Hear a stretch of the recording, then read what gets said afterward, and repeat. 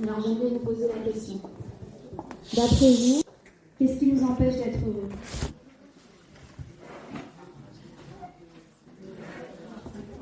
Les épreuves, très bien. Vous avez d'autres réponses? Les difficultés de la vie, n'est-ce pas? D'accord. Est-ce que vous avez d'autres réponses?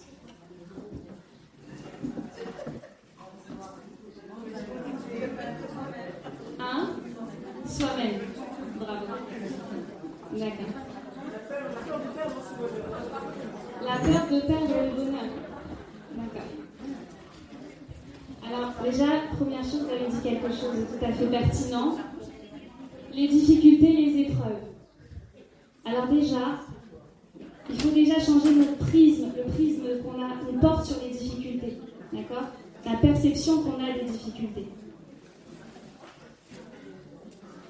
Alors, c'est intéressant parce que là, on est dans une période particulière, on est dans le mois de Kislev. Et alors, c'est intéressant parce que le mot nisayon, donc l'épreuve, la difficulté en hébreu, vous savez qu'elle contient le mot nes, d'accord, miracle. Mais au-delà de nes, il y a yavan. Nes, yavan, nisayon, d'accord. Et yavan, ça vous fait penser à quoi? Grec, Hanouka. D'accord. Ça veut dire quoi? Nisayon, yavan, le nes. Yavan, c'était quoi? Ça représentait quoi? C'était le culte de l'extériorité, le culte du corps, le culte de la matière, l'idéologie aussi. On va essayer de parler d'idéologie grecque, mais Yavan, c'est l'extériorité.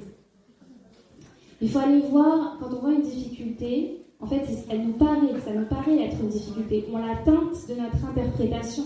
On considère que cette situation est négative. On voit l'extériorité, la situation comme ça. L'apparence nous fait penser que cette situation est négative.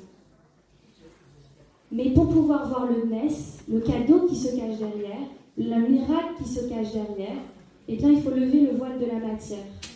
Il faut lever le voile de l'illusion et il faut, en fin de compte, enlever le yavan, l'extériorité, pour comprendre que derrière toute difficulté, eh bien, il y a un miracle, il y a un cadeau qui nous est offert. C'est quoi ce cadeau? D'après vous, pourquoi les difficultés sont là? N'hésitez pas à répondre, parce que plus le cours est interactif et plus vous retiendrez des idées qui vous resteront. Pour nous faire grandir. D'ailleurs, ça vient de l'hypnocèse, c'est s'élever. D'accord? À travers la difficulté, on va grandir, on va aller chercher des ressources en nous qu'on n'aurait pas découvertes si on n'était pas passé par là. On va chercher la lumière qui est en nous. Et c'est ce qui va nous permettre en fait de révéler nos ressources, de prendre conscience de ce de quoi on est véritablement capable. On ne sait jamais en fait, on ne sait pas à quel point, enfin quel potentiel on a en nous, tant qu'on n'est pas face à une difficulté qui nous aide à le révéler. Et on est bien plus que ce qu'on pense être. Bien plus. Alors, pour revenir à donc cette idée de Nisayon, de difficulté, la difficulté, elle est là, déjà, quand on est face à une situation, de manière générale, on la qualifie, d'accord? On la qualifie de positive ou de négative. Et c'est cette qualification qu'on lui donne qui fait qu'on va la vivre d'une certaine façon. Alors, je vais m'expliquer. Vous n'avez jamais constaté qu'un événement qui vous semblait très négatif de prime abord s'est avéré être une chose très positive à terme? Non? Si? Oui? Est-ce qu'il y a des réponses?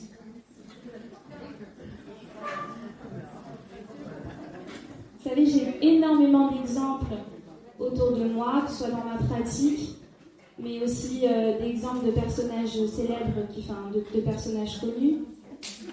Mais est-ce que je suis sûre que vous, dans votre quotidien, vous avez déjà été face à ça? Oui? Oui, d'accord. Par exemple, vous connaissez J.K. Rowling, celle qui a écrit Harry Potter, l'auteur de Harry Potter. Vous la connaissez? D'accord. Est-ce que vous savez qu'au moment où elle a écrit Harry Potter, vous connaissez un petit peu son histoire? Elle était SDF. Elle était SDF. Alors, elle était dans une situation dramatique.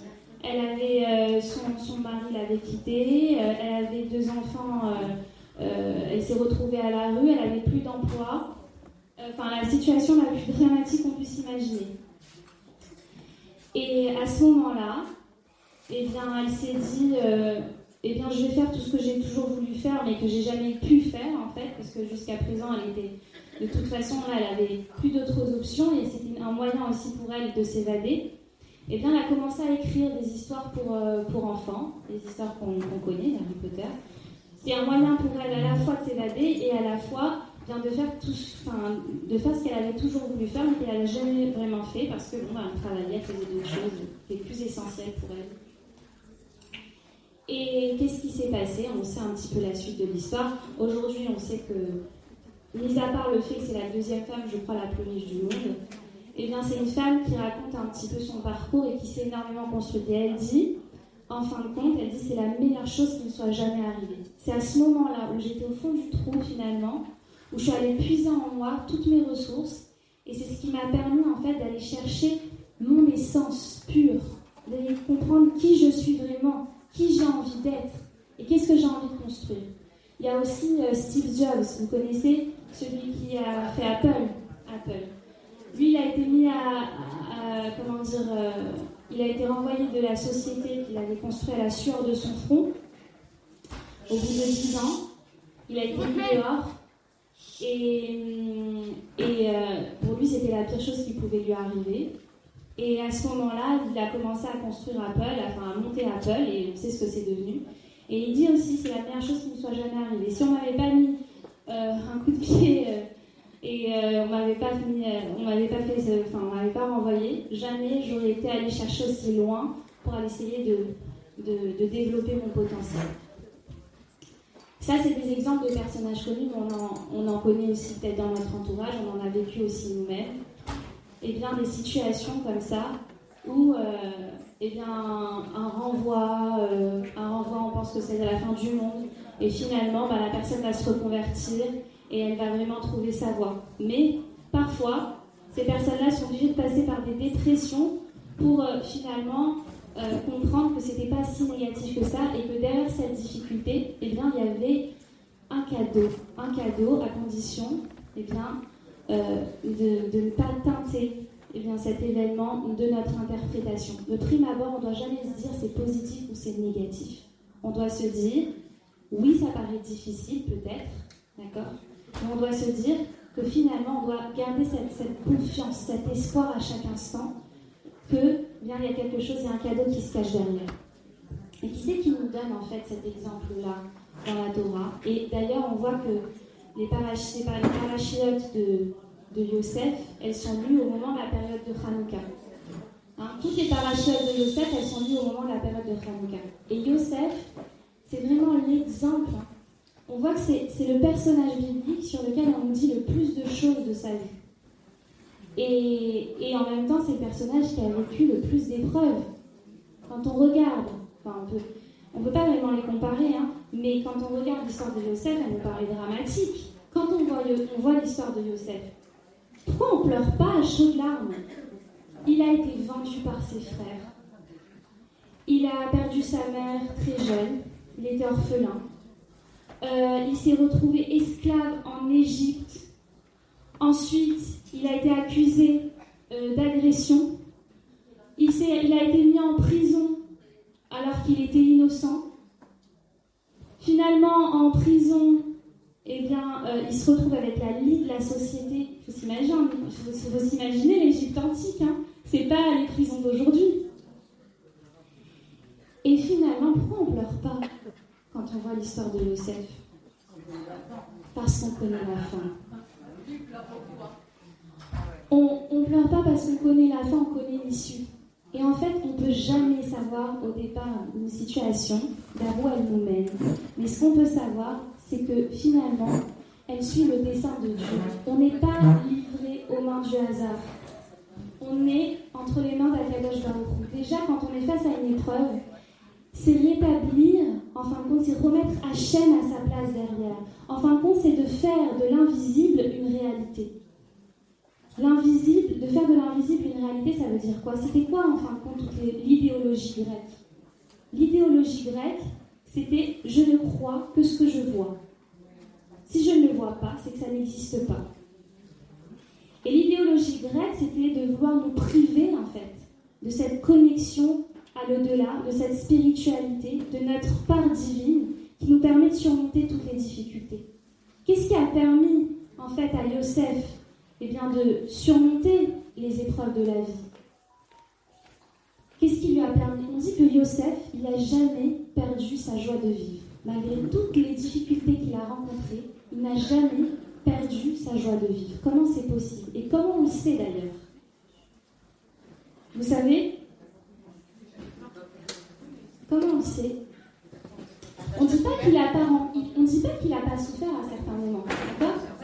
Déjà, quand je vous dis qu'il faut rétablir le prisme de notre regard sur la difficulté, souvent les gens pensent que bonheur, c'est synonyme de facilité. Pas du tout, mais absolument pas. On voit des gens qui ont tout pour être heureux, qui ont plein de facilités et qui ne sont pas heureux du tout.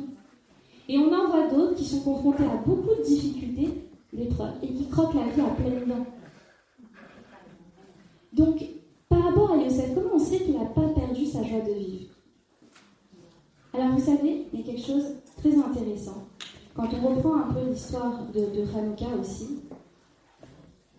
c'est que le Ham Israël, il se trouvait dans une période, tout comme nous aujourd'hui, de Esther Panim. Esther Panim, c'est quoi? C'est le voilement de la présence divine. Et en fait, qu'est-ce qui nous fait perdre notre joie de vivre dans la vie? Qu'est-ce qui, finalement, nous désespère ou nous rend triste quand on est face à une difficulté? C'est quoi? C'est le sentiment d'abandon.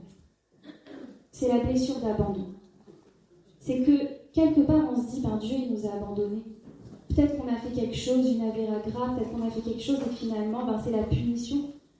Et donc, on se dit, Hachem, voilà, j'ai galère sur galère. Donc, quelque part, c'est cette croyance que Dieu nous a abandonnés. C'est pas qu'on ne croit pas en Dieu. Je suis sûre que là, on est dans un public que de femmes croyantes, et pourtant, ça peut arriver que c'est pas parce qu'on ne croit pas en Dieu qu'on est triste. C'est pas ça, c'est parce qu'on pense que Dieu nous a laissé tomber. Nous. Et qu'est-ce qui a fait que Yosef, en fait, il n'a pas perdu sa joie de vivre? On le voit quand? On voit dans le texte. Qu'est-ce que c'est marqué? C'est marqué quoi? Qu'au moment où il a été jeté dans le puits par ses frères, il était entouré de quoi? De scorpions et de serpents. Oui? À ce moment-là, il pleurait, Yosef. Il pleurait. C'est mais sortez-moi d'ici. Il pleurait. Donc là, il a fait Ishtadlout, il a fait tout ce qu'il pouvait pour que ses frères le sortent du puits. Mais ensuite, il s'est aperçu de quoi? Que les scorpions et les serpents qui étaient présents autour de lui ne l'ont pas touché. Alors là, il s'est dit, ok, je suis dans la difficulté, mais là, j'ai la preuve que Dieu il est avec moi. Et qu'est-ce que ça fait? Ça vient rétablir ce sentiment de foi en la vie, de foi en Dieu. Et de nous dire, et c'est ça en fait, dans les difficultés, être capable de voir les bontés cachées, de voir qu'Hachem il est là et qu'il nous envoie plein de signes pour nous dire mais je t'accompagne, je t'ai pas abandonné. Au contraire, cette difficulté, elle est là pour réparer quelque chose en toi. Il faut comprendre que quand il y a une blessure, on va naître dans la famille qui va venir activer cette blessure en nous. D'accord? On va vivre des situations qui vont venir à chaque fois activer cette blessure pour la mettre en lumière, pour nous permettre de faire le travail de guérison. Si quelqu'un me bouscule, d'accord? Imaginez que quelqu'un me bouscule, mais légèrement, d'accord? Je ne vais pas bondir, je ne vais pas sauter au plafond, vous êtes d'accord? Bon, il m'a bousculé, ok, je passe rapidement à autre chose. Mais imaginez que là où il me bouscule, bien j'ai une plaie ouverte en dessous. Qu'est-ce qui se passe? Je saute au plafond. En fait, il faut comprendre que quand il y a des choses qui nous font vraiment réagir dans la vie, qui nous font vraiment bondir, qui nous font vraiment souffrir, c'est qu'en fait, on porte la blessure en soi. C'est pas l'autre le responsable. L'autre, il vient activer cette blessure. Et en fait, Dieu, il nous permet, à travers cette personne, d'activer cette blessure pour nous permettre d'effectuer la guérison, en faisant le travail qu'on a à faire et en regardant en face quel est le message.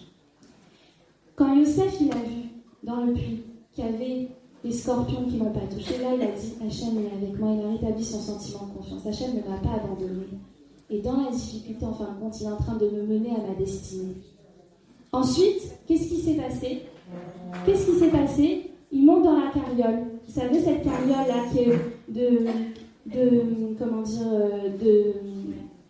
de marchands qui descendaient en Égypte, puisqu'ils l'ont sorti finalement, ils l'ont vendu en esclave. Et là, à ce moment-là, normalement, toutes les carrioles qui passaient, c'était des carrioles normalement qui devaient charger du naphte et des produits malodorants, d'accord? Et à ce moment-là, elle est tombée dans quelle carriole? Dans une carriole avec des fleurs. Et là, Yosef, qui est vendu par ses frères en Égypte, il remercie Akadosh Baruch Hu et il voit la main d'Hachem par le fait qu'il est transporté dans une carriole qui transporte des bonnes odeurs. Déjà, mesdames, pour pouvoir voir le bienfait d'Hachem, il faut être suffisamment serein. On ne peut pas voir les bienfaits dans la difficulté si on n'a pas cette sérénité, cette confiance. Là, on voit qu'il n'avait pas perdu sa joie de vivre. Et qu'en fin de compte, dans les difficultés, ce qui peut nous aider, c'est d'être capable de voir tous les signes de la présence d'Hachem. Que Hachem, il est là, en fait. Qui t'envoie plein de messages pour te dire qu'il te soutient et qui t'emmène quelque part. Et que tout ce que tu vis, ça a un sens. Ça a un sens. Nous, on arrive à un moment de l'histoire, mais il faut savoir que notre histoire, elle commence bien avant nous et qu'elle finit bien après nous. Et que notre histoire, elle s'inscrit, en fin de compte, dans une histoire qui a du sens, que ce soit à la fois collectif, mais aussi au niveau individuel. Et c'est quoi notre tachlit individuel? C'est quoi notre mission individuelle? C'est de lever le voile de la matière. Qu'est-ce qui a permis à Yosef de tenir? C'est qu'il a fait de Dieu une réalité dans sa vie. Il n'était plus en train de voir la difficulté apparente. C'était Hachem sa réalité. Il n'y avait rien d'autre que Hachem. On dit que quand il s'est retrouvé esclave chez Potiphar, et regardez la force de Yosef, c'est que quelle que soit la situation dramatique dans laquelle il se trouvait, il réussissait à la transformer à son avantage. Il arrive chez Potiphar, au début il est quoi? Plongeur, d'accord? C'est vraiment le bas de l'échelle. Potiphar, c'était un des nobles de la société. Il était très élevé, très haut placé dans la société égyptienne. Au début, il se retrouve esclave chez lui, mais il était au bas de l'échelle. Ok? Et en très peu de temps, on nous dit quoi? Potiphar, il voit que Dieu est avec Yosef, et que, comment c'est dit? J'aimerais bien vous le dire dans les mots. Et que il a de la tzlacha, et donc il le place comme chef de toute sa maisonnée. C'est le chef des chefs. En 2 minutes, il retourne la situation. De la même façon, quand il s'est retrouvé en prison, qu'est-ce qui s'est passé? Eh bien, au début, c'était un prisonnier comme un autre. Après, ils l'ont nommé chef de la prison. Et on dit que tous ceux qui étaient sous ses ordres, eh bien, ils étaient heureux dans la prison. D'ailleurs, la première question qu'il pose, qui pourrait nous paraître complètement folle, quand il y a le maître Échanson et le maître Panetier qui arrivent dans la prison, il leur dit quoi? Mais pourquoi vous paraissez si sombre? Et comment ne pas être sombre dans la prison? Pourquoi? Si Yosef, il leur pose cette question, c'est qu'au final, lui, il l'est pas. C'est tout à fait incroyable quand même. Et en fait, on se demande aussi, on se dit comment, eh bien, Potiphar, comment un idolâtre comme Potiphar, il a pu avoir ne serait-ce que l'idée de Dieu dans sa tête, de dire Dieu est avec lui. Comment? Parce que Yosef, on dit Bouré et Mouna. C'est marqué dans Tehillim, Bouré et Mouna, ça veut dire il mâchait la émouna en permanence. Il remerciait en permanence. Il communiquait avec l'invisible en permanence. Et c'est ça qui a donné cette conscience de Dieu à un idolâtre comme Potiphar. Et c'est ça en fait. Ouvrir émouna, d'ailleurs c'est très intéressant le terme qui est employé. Il mâchait la émouna. Ça veut dire quoi mâcher? Ça veut dire quoi? Qu'est-ce qu'on fait quand on mâche, quand on prend des aliments? Qu'est-ce qu'on fait? On les assimile. Ils font partie de nous, intégrantes de nous. On fait un avec la nourriture. On est ce qu'on mange. Mais en fait, il faut comprendre, c'est ça la différence avec les Grecs. La différence avec les Grecs, c'est que les Grecs, ils avaient d'ailleurs Chabad. Chabad, c'est les initiales de Chochma, Bina, Darat.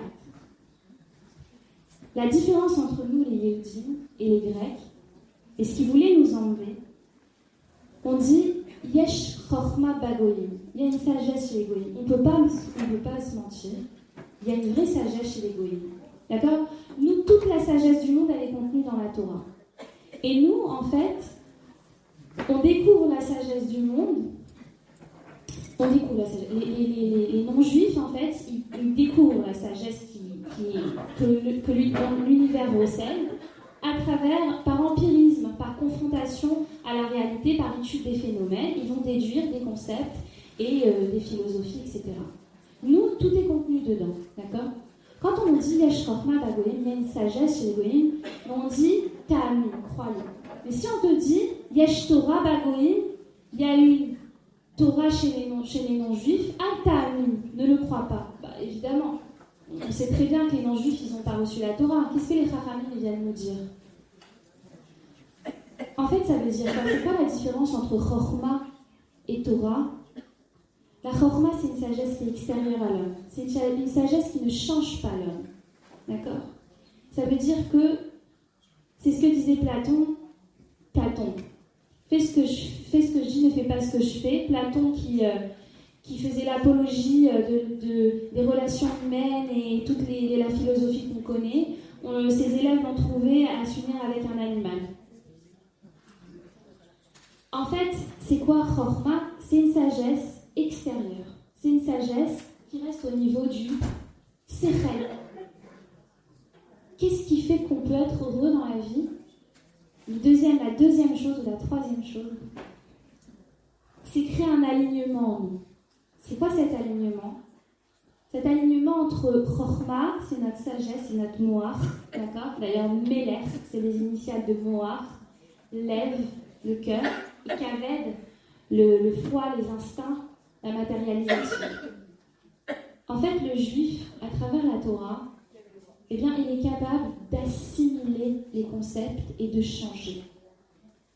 De faire un, en fin de compte, de créer cet alignement. Il n'y a pas de décalage entre ce qu'on pense et ce qu'on ressent et ce qu'on réussit à matérialiser. C'est de réussir à aller dans ce sens-là. On n'y arrive pas tout de suite, c'est tout un travail. Mais le but de la Torah à travers les mitzvot, en fait, c'est de réussir à matérialiser le concept. De réussir à matérialiser la théorie. Et de faire un avec.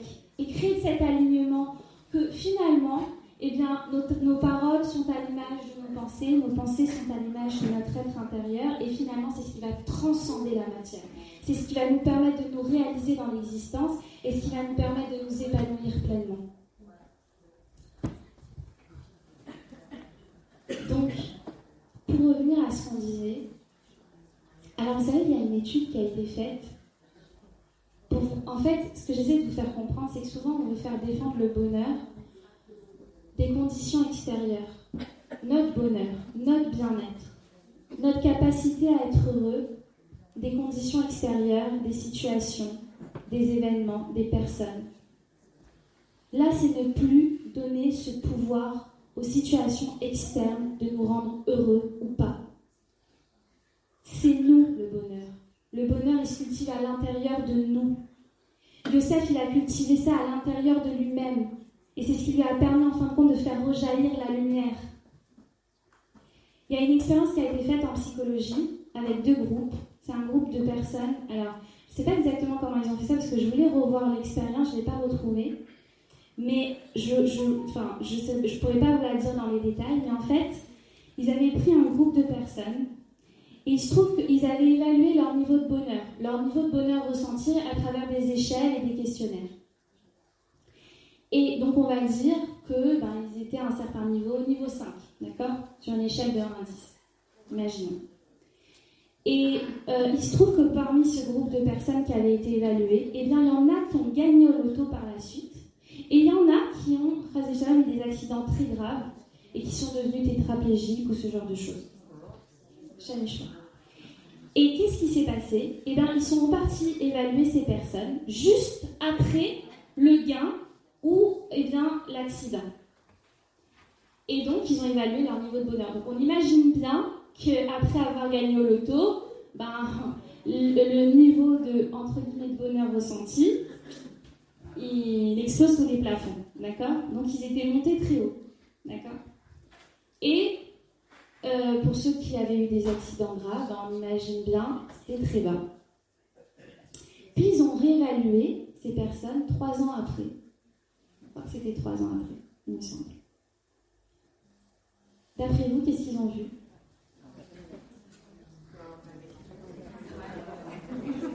Qu'est-ce qu'ils ont vu? J'entends pas. L'inverse, alors il y en a une qui me dit l'inverse. Ils sont revenus au même niveau de départ, tous les deux. Ça veut dire que, vous vous rappelez, il y avait un niveau de base. Ceux qui ont gagné, hop, ils étaient montés tout en haut. Ceux qui avaient eu des accidents, hop, ils sont descendus tout en bas. Et ensuite, 3 ans après, même niveau. Même niveau qu'au départ. Qu'est-ce qui s'est passé? Qu'est-ce qui s'est passé d'après vous? Alors, je vous fais travailler ce soir. Qu'est-ce qui s'est passé? Bon, alors je vais donner la réponse. Ce qui s'est passé, c'est que, eh bien, au début c'est normal, hein, ceux qui gagnent le loto, ils ont l'impression que le monde leur appartient. Sauf que, vous savez, on n'a pas été conçus. On n'a pas été conçus pour être heureux en possédant, mais pour être heureux en devenant. Nous sommes des êtres en développement. Et en fait, ces hommes-là, ces personnes-là, eh bien au début, si vous voulez, le bonheur qu'ils pouvaient ressentir, il était dépendant de leur possession externe. Vous êtes d'accord? Sauf qu'on se lasse très vite de quelque chose de matériel. On se lasse très vite.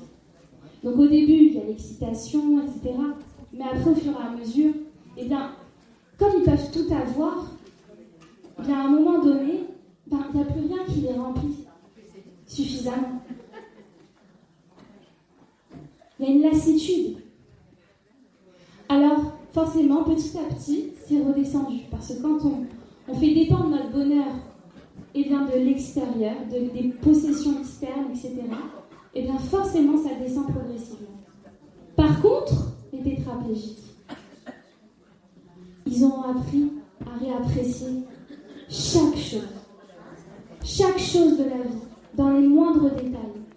Cette capacité à refaire certaines choses qu'ils n'arrivaient pas à faire avant, cette capacité, finalement, par l'effort,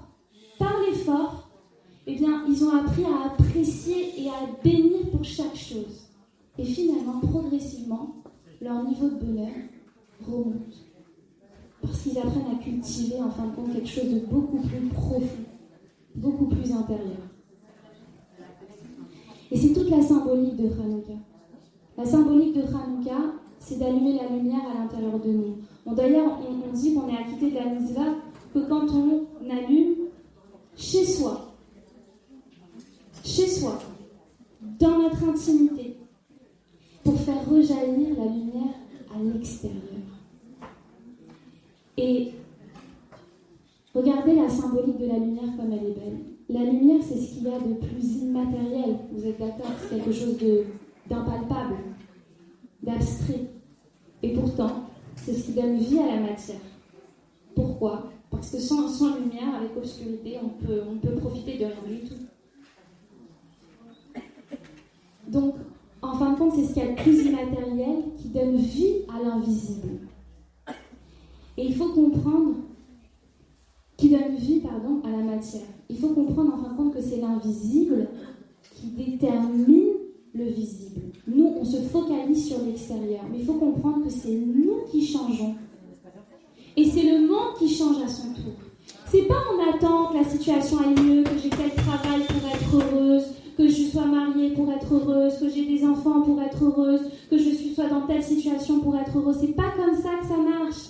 C'est toi qui changes, c'est toi qui cultives tes qualités de l'intérieur, c'est toi qui essaies de trouver les messages qui se cachent derrière chaque situation, c'est toi qui grandis et finalement les portes, elles s'ouvrent devant toi. Et elles te permettent de voir l'issue. Qu'est-ce qui nous permet de sortir rapidement d'une situation difficile? C'est notre capacité à la percevoir autrement, notre capacité à en tirer des leçons, notre capacité à se parfaire et notre capacité à lui donner du sens. Et en fait, à travers toutes ces étapes, on peut réussir finalement à construire quelque chose qui est bien plus solide et qui subsistera à tout. C'est la construction. C'est la construction intérieure. J'ai encore du temps là?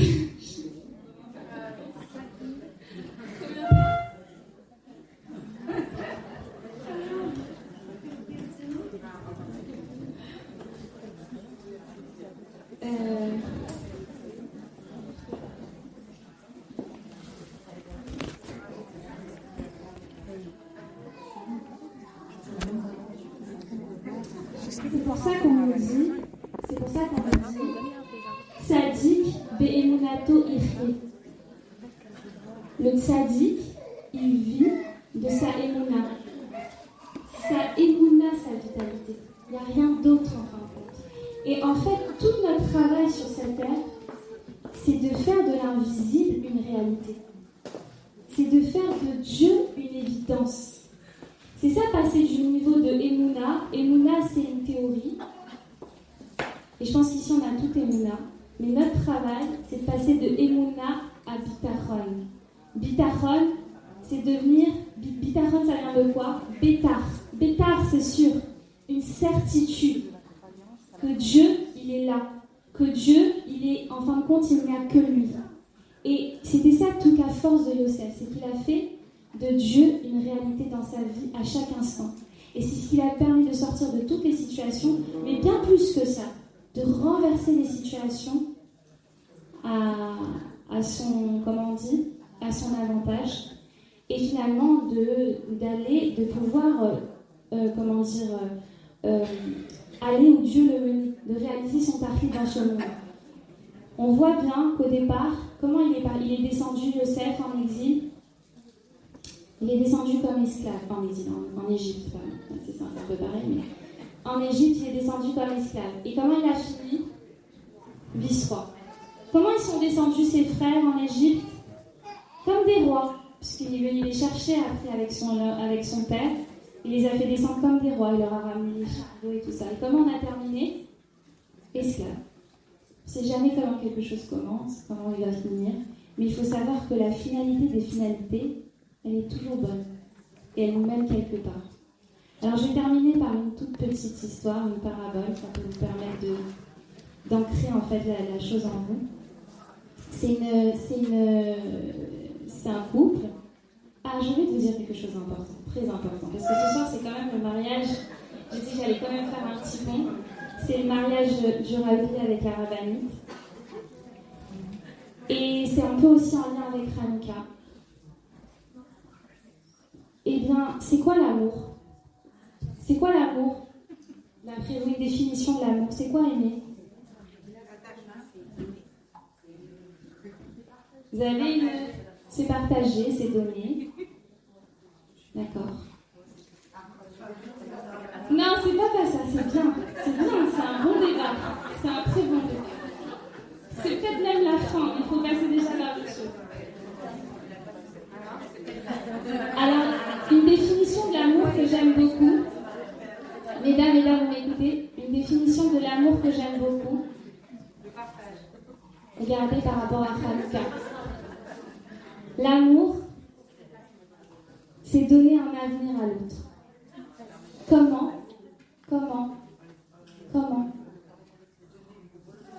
En ne réduisant pas la personne à ses actes répréhensibles du moment.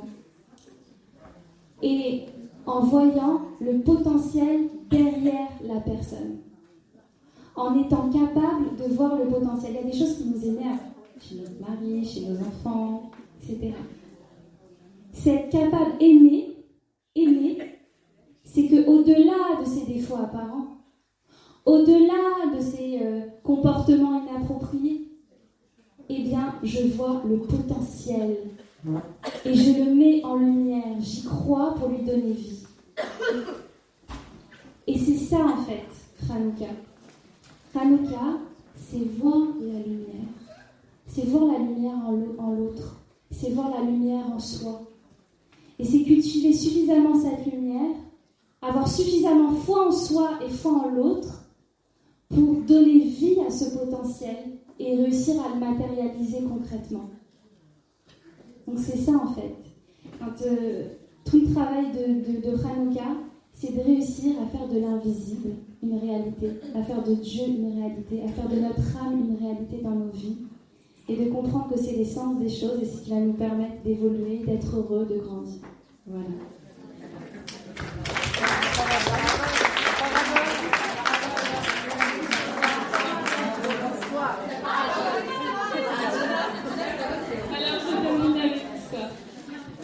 Alors, c'est un couple et le mari, il est fan de baseball. Alors, on va dire foot en France. Il est fan de foot, c'est un grand fan de foot. Et à chaque fois qu'il y a un match, la maison tremble au gré des buts qui sont marqués et des buts perdus, d'accord, de son équipe. Donc, quand il y a un but qui est mis, ouais, tout le monde l'entend, l'immeuble il tremble. Et quand il y a son équipe qui perd, ah mais ça va pas, il lance des choses sur l'écran, il s'énerve. Donc sa femme elle sait comment ça se passe à chaque fois qu'il y a un match. C'est le tremblement de terre, c'est l'ascenseur émotionnel entre je suis hyper heureux, je suis déprimé, je suis hyper heureux, ça va pas du tout. Et un jour, cette femme, elle rentre chez elle, elle voit son mari en train de regarder un match, hyper serein, mais serein, calme. Elle va le voir, elle lui dit, chérie, tu vas pas bien, t'es malade, attends, viens, je te prends la température. Et je vais très bien, mais non, je vais très bien. Non, je te dis que tu vas pas bien du tout, attends, je prends ta température. Bon, apparemment rien, la température, elle marque 37 degrés, tout va bien. Alors là, elle se dit, bon, ça va pas, qu'est-ce qui se passe? Et il lui dit, tu veux que je te dise le secret? Il me dit, oui, c'est un replay. Je connais la fin, et je sais que mon équipe, elle va gagner. Donc que je perde ou que je gagne, que je mette des buts ou pas, je suis serein. Parce que je sais que la finalité, elle est bonne. Qu'est-ce qui nous permet de garder notre sérénité dans la vie? C'est de savoir que tout est pour le bien parce qu'Hachem est derrière. Et je suis capable de voir le bien dans les situations, si je suis capable de voir Hachem derrière les situations, si je suis capable de tirer le message et de me dire j'ai quelque chose à faire, en fait, il y a un message qui se cache derrière, il y a un travail derrière. Si je suis capable de faire face, vous savez, tout ce à quoi on résiste persiste. Tout ce à quoi l'on fait face s'efface et passe. Il faut réussir, en fait, arrêter de résister dans la vie. On résiste face à toutes les situations. Dès qu'il y a un truc, arrêtons de résister. Accueillons, parce que quand on accueille Hachem. On lui dit, ok, pourquoi on s'énerve dans l'existence? Parce qu'on veut que ça se passe comme on a prévu que ça devait se passer et ça ne doit pas se passer autrement. Mais dis-moi, t'es le maître de l'univers? Non, les choses ne se passent pas comme on veut, mais ça ne veut pas dire que c'est pour notre mal. Mais si on le voit que c'est mal, alors on s'enfonce dans le mal. Et c'est ce qui nous empêche de sortir de la situation. Donc voilà, qu'on réussisse à essayer de faire ce travail au quotidien, qui est très difficile, certes, mais c'est ce qui fait vraiment grandir. Et c'est ce qui nous permet d'être heureux véritablement. Voilà.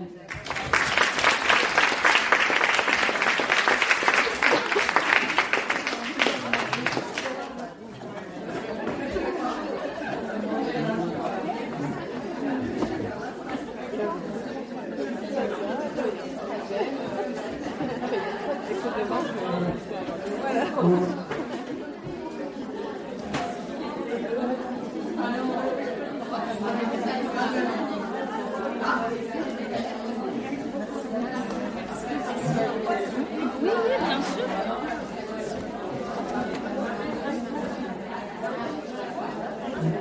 un très très grand merci de la part de nous toutes. Je crois qu'on peut applaudir Madame Gozlan à nouveau.